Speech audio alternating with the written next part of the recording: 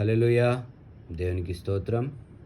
ఈరోజు దేవుని వాక్యం ఆదికాండం 9వ అధ్యాయం. మరియు దేవుడు నోవాహును అతని కుమారులను ఆశీర్వదించి, మీరు ఫలించి అభివృద్ధి పొంది భూమిని నింపుడి. మీ భయమును మీ బెదురును అడవి జంతువులన్నిటికీ, ఆకాశ పక్షులన్నిటికీ, నేల మీద ప్రాకు ప్రతి పురుగునుకు, సముద్రపు చేపతలన్నిటికీ కలుగును. అవి మీ చేతికి అప్పగింపబడి ఉన్నవి. ప్రాణము గల సమస్త చరములు మీకు ఆహారమగును. ప్రాణము గల సమస్త చరములు మీకు ఆహారమగును. పచ్చని కూర మొక్కలనిచ్చినట్లు వాటిని నీకిచ్చియున్నాను. అయినను మాంసమును దాని రక్తముతో మీరు తినకూడదు. మాంసమును దాని రక్తముతో మీరు తినకూడదు. రక్తమే దాని ప్రాణము.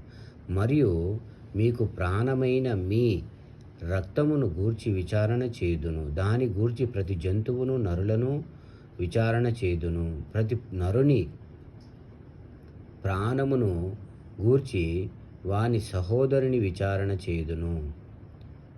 హల్లెలూయా. నరుని రక్తమును చిందించి వాని రక్తము నరుల వలనే చిందింపబడును. నరుని రక్తమును చిందించువాని రక్తము నరుని వలననే చిందింపబడును. హల్లెలూయా. ఏలయనగా దేవుడు తన స్వరూపమందు నరుని చేసెను. దేవుడు తన స్వరూపమందు నరుని చేసెను. మీరు ఫలించి అభివృద్ధి పొందండి. మీరు భూమి మీద సమృద్ధిగా సంతానము కని విస్తరించుడని వారితో చెప్పెను. హల్లెలూయా. మరియు దేవుడు నోవాహు అతని కుమారులతో, ఇదిగో నేను మీతోనూ మీ తదనంతరము మీ సంతానముతో, మీతో కూడనున్న ప్రతి జీవితో, పక్షులేమి పశువులేమి, మీతో కూడా సమస్తమైన భూజంతువులేమి, ఓడలో నుండి బయటికి వచ్చిన సమస్త భూజంతువులతోనూ నా నిబంధన స్థిరపరచుచున్నాను. నేను మీతో నా నిబంధన స్థిరపరచుదును. సమస్త శరీరులు ప్రవాహ జలముల వలన ఇకను లయపరచబడరు. హల్లెలూయా. భూమిని నాశనము చేయుటకు ఇకను జల ప్రవాహము కలుగదని పలికెను. మరియు దేవుడు, నాకును మీకును మీతో కూడనున్న సమస్త జీవరాశులకును మధ్య నేను తరతరములకు ఏర్పరచుచున్న నిబంధనకు గుర్తు ఇదే. మేఘములో నా ధనుస్సు ఉంచితిని. అది నాకును భూమికిని మధ్య నిబంధనకు గుర్తుగా నుండును. భూమి పైకి నేను మేఘమును రప్పించునప్పుడు ఆ ధనస్సు మేఘములో కనబడును. అప్పుడు నాకును మీకును సమస్త జీవరాశులకును మధ్యనున్న నిబంధనను జ్ఞాపకము చేసుకొందును గనుక సమస్త శరీరులను నాశనం చేయుటకు ఇలాగ ప్రవాహముగా నీళ్లు రావు. ప్రస్తుతం ఉన్న ఇంద్రధనస్సు.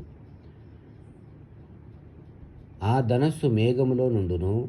నేను దాన్ని చూచి దేవునికి భూమి మీదనున్న సమస్త శరీరులలో ప్రాణము గల ప్రతి దానికిని మధ్యనున్న నిత్య నిబంధనను జ్ఞాపకము చేసుకొందుననెను. ఆమేన్.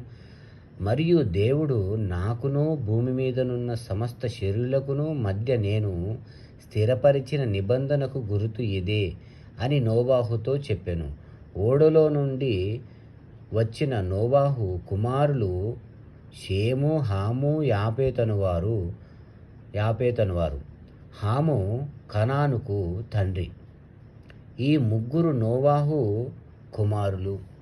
వీరి సంతానము భూమి అందంతటా వ్యాపించెను. హల్లెలూయా. నోవాహు వ్యవసాయం చేయనారంభించి ద్రాక్ష తోట వేసెను. పిమ్మట ద్రాక్షారసము త్రాగి మత్తుడై తన గుడారంలో వస్త్రహీనుడుగా నుండెను. అప్పుడు కనానుకు తండ్రి అయిన హాము తన తండ్రి వస్త్రహీనుడై ఉండుట చూచి బయటనున్న తన ఇద్దరు సహోదరులను ఆ సంగతి తెలిపెను. అప్పుడు షేము, యాపేతు వస్త్రం ఒకటి తీసుకొని తమ ఇద్దరి భుజముల మీద వేసుకొని వెనుకకు నడిచి తమ తండ్రి దిశములను కప్పిరి. తండ్రిని దిశములను చూడకుండా షేము యాపెతు ఇద్దరు అలా చేసిరి. ఆమేన్. వారి ముఖములు వెనుక తట్టు ఉండుట వలన తమ తండ్రి దిశములను చూడలేదు.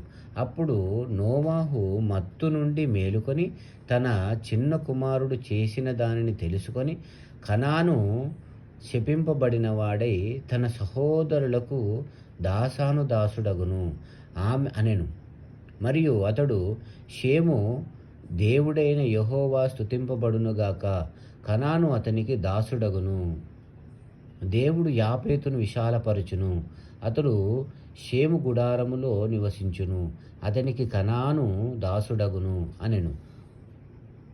ఆ జలప్రవాహము గతించిన తరువాత నోవాహు 350 ఏండ్లు బ్రతికెను. నోవాహు బ్రతికిన దినములన్నీయు 950 ఏండ్లు. అప్పుడతడు మృతి పొందెను.